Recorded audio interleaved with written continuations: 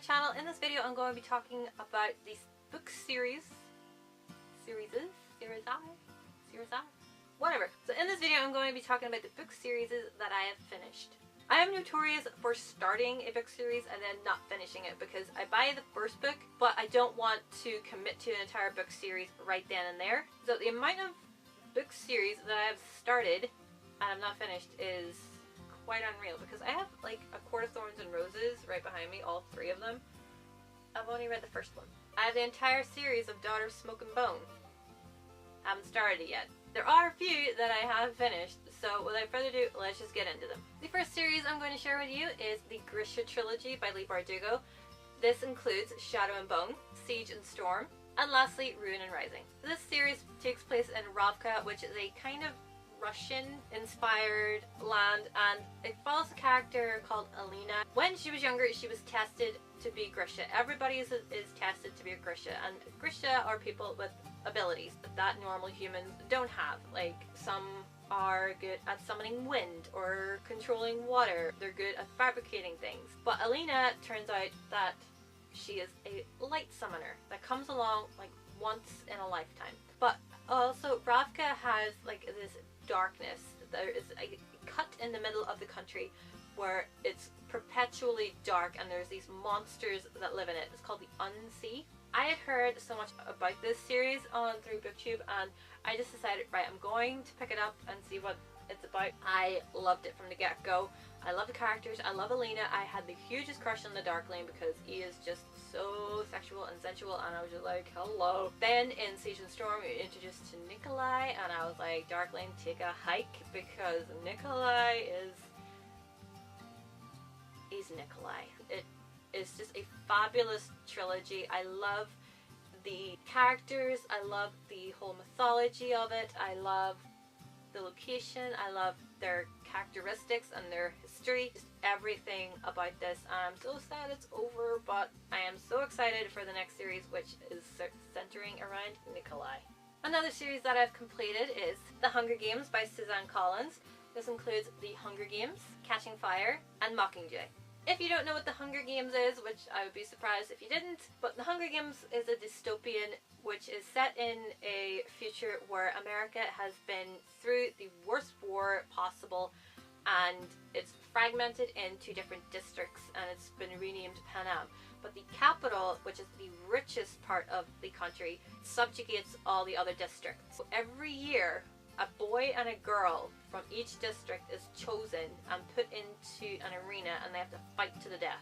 And on the 74th Hunger Games, Katniss Everdeen volunteers for the Hunger Games because her sister was chosen. She wasn't about to let her little sister go into the Hunger Games, so she volunteered. She enters into the Hunger Games. She causes quite a bit of a stir in the Hunger Games. And so that leads on to Catching Fire, which is the 75th Hunger Games, which is the Quarter Quell, where previous winners go back into the arena.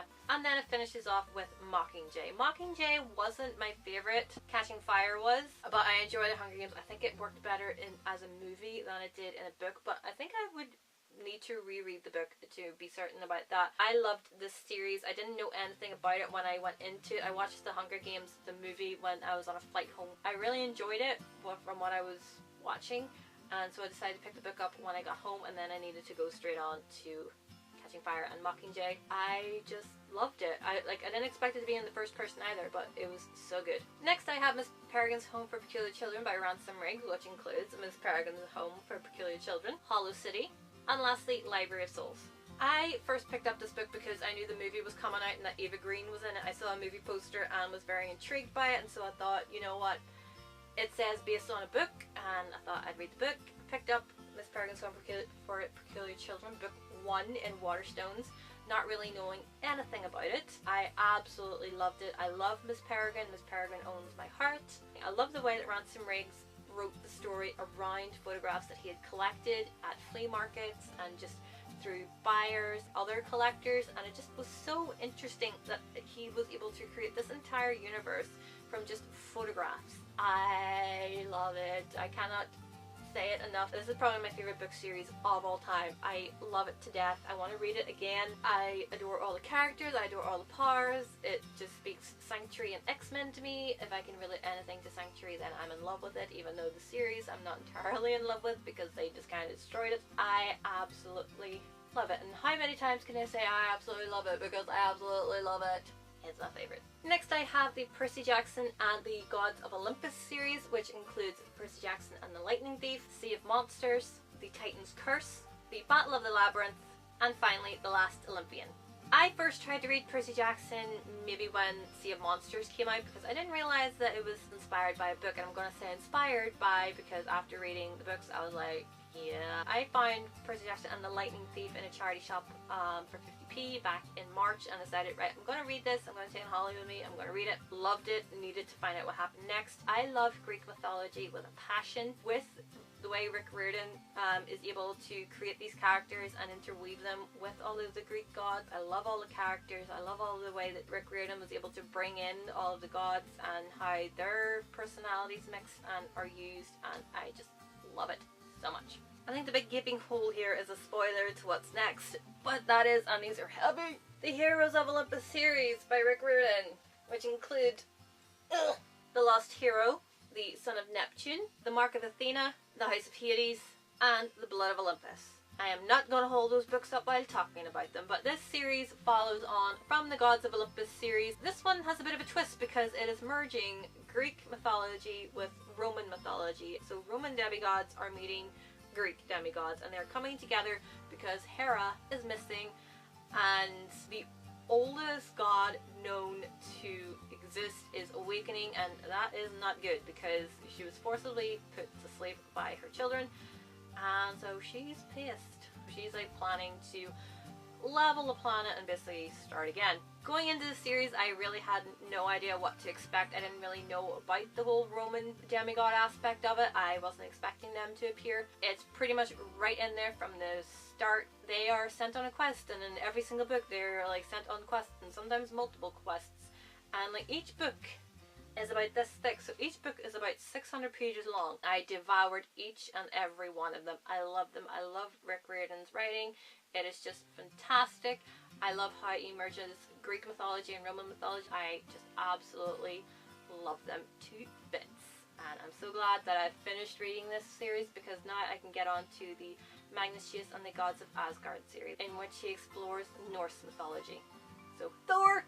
I could probably cheat and say that I have read A Song of Ice and Fire, but I haven't finished A Dance with Dragons. I left it with about 100 pages left, and when you think about it, I've probably read about 100 odd books between the time I was reading it and now. So I probably could say I finished it, but I'm being honest, so. And if you're expecting Harry Potter on here, it's not going to be on here because I haven't finished reading it. I got to Order of the Phoenix and I needed a break. I needed a break from Harry. Oh my god, I can't stand Harry. I'm sorry. I really can't. He annoys me. The next series that I'm going to be talking about is a trilogy, and that is the Star Trek Destiny trilogy by David Mack. It is not going to be easy to describe what this series is, but I read it as an ebook, and oh my goodness, it was just epic. It was of epic proportions. It had so many different incarnations of Star Trek in one book. The Columbia from Enterprise, so you're going back to about the 2200s. Then you have the Aventine, which is under the command of Captain Ezri Dax, Field Commission, thank you very much. So we're into the Star Trek present day. You have the Enterprise E. You also have the Titan under Captain William T. Riker. You also have Voyager under the command of Captain Chakotay. It's just like everybody coming together, and you're over quadrants and you're over time zones. You have this species and that species, and you're just like, what am I getting myself in for? But it is such a wild ride. Oh my goodness. I think when book 2 finished, I was like, I need book 3 right now. And thankfully I had them all together, so I didn't have to wait for anything to come out. But it was just, I couldn't believe what just happened in that book, that I was like, I need to finish it now. And there were times when the book kind of crossed over with Star Trek Voyager Elite Force video game. I was like, oh my god, this is little kind of little threads from it. and I loved it. I loved David Mack's writing. It was the first time I'd read anything really by him except for the Titan books. And with different characters, especially established characters, I have such a thing with Star Trek books that I really want my characters to be just. I want to feel like I am actually reading an episode, that my characters are their characters. And some authors accomplish that and some don't. Star Trek Next Generation Before Dishonor, that is the worst book I've ever read in my entire life. I will say that now. David Mack in his writing really, really captured the characters perfectly. And even the new characters that he brought in, I love them too. They fitted in very well, and even these new alien species made sense. You kind of have to read Star Trek Destiny to make sense of some of the other book series that are out there for Star Trek, because they all intermingle as well. Like, I'm kind of glad I read Titan as well before reading the newer Star Trek Voyager books. I haven't finished the Titan series because it's still ongoing, and I have read up to the third one, I think. But that leads me on to the last series that I am fully caught up with. I don't know when it's going to finish. I hope it doesn't finish because I need more Janeway in my life, but I need this next book already, damn it, because this one has been postponed I don't know how many times, but that is the Star Trek Voyager post-series, pocketbook series. How many times can I say series? Basically, it's the books that came out after the end of the Star Trek Voyager series. I devoured them when I found out that I could get them on ebook. I downloaded them all, read them all one right after the other, and got up to, I think, last year I read Atonement and Pocketful of Lies, which I did a review for, and then I've been waiting for Architects of Infinity, and I'm just like,